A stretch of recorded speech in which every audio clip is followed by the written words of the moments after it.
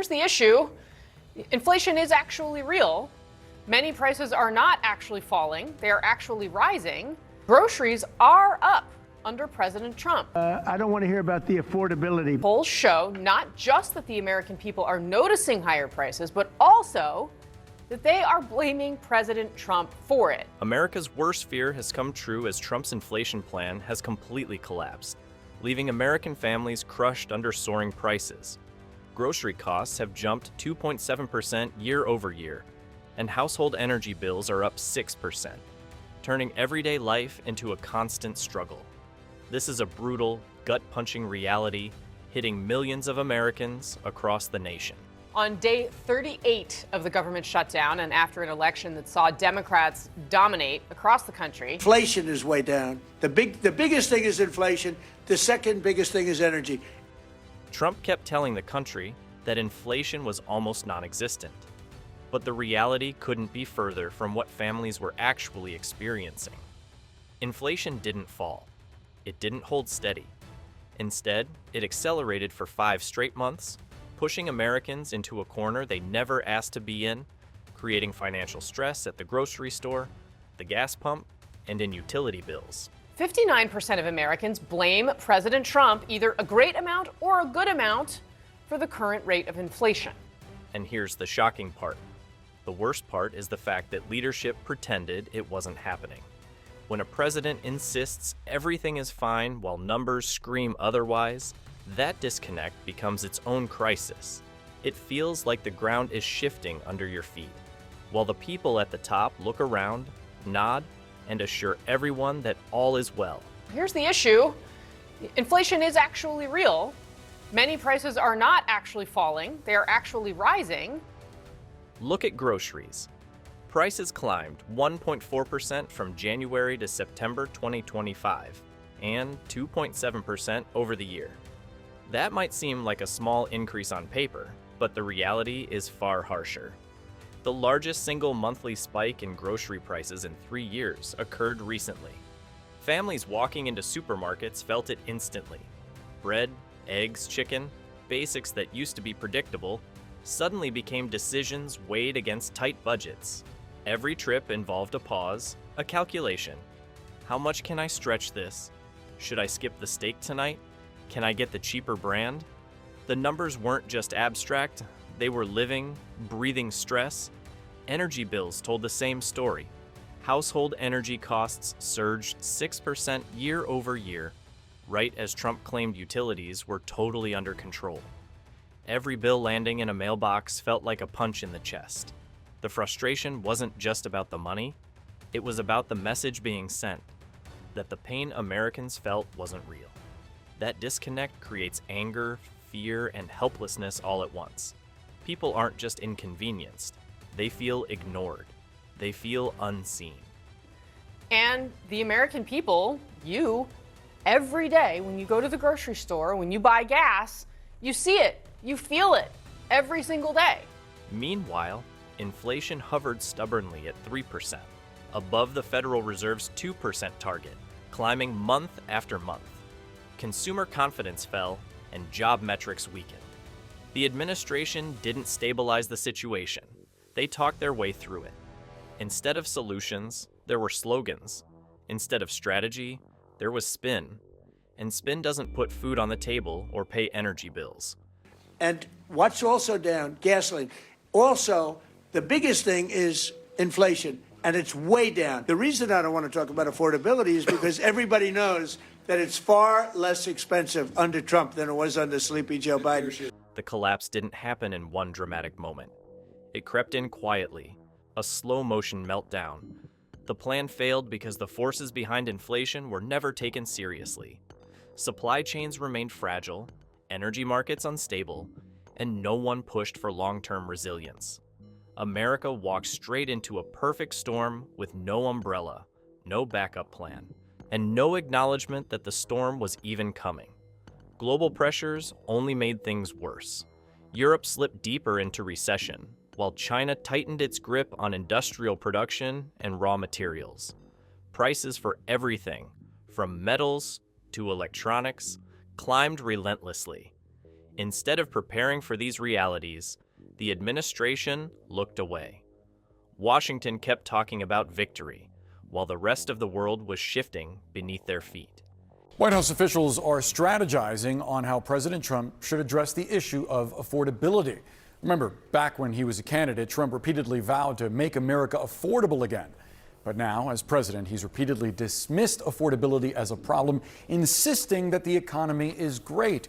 Inside the White House, messaging became the priority. Fixing the economy took a backseat to shaping the narrative. Month after month, prices rose, wages froze, and Americans were left to fend for themselves. Retailers noticed the instability and hedged against it.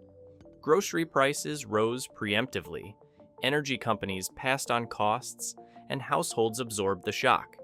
The gap between what people experienced and what they were told widened every day.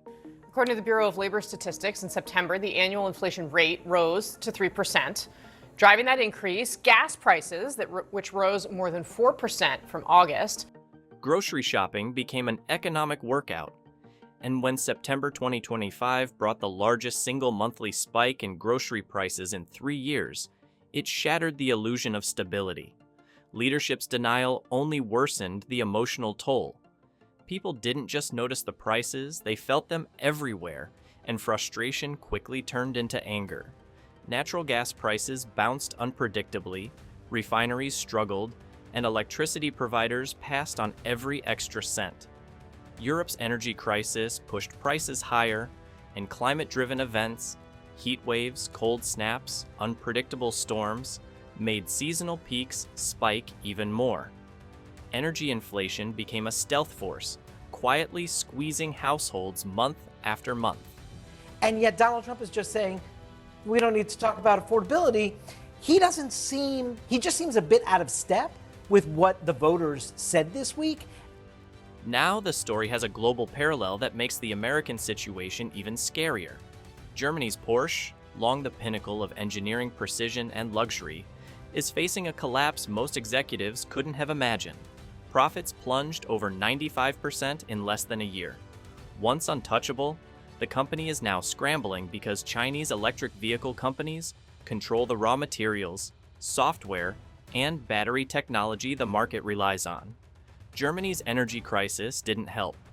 Bills for industrial producers multiplied fourfold, factories slowed, and output dropped dramatically. Berlin now fears foreign takeovers. Porsche, long untouchable, is facing outside control. But inflation is a different thing. People see the prices going up, they feel the prices going up, and they believe their own eyes, their own experience, over anyone else's insistence to the contrary. The scary part is that America isn't immune. Dependence on foreign suppliers, rising energy costs, and political denial create a perfect storm. Families feel it in grocery carts, gas stations, and utility bills. Supply chain bottlenecks and inflation that refuse to stabilize hint at the possibility of a U.S. version of the Porsche shockwave.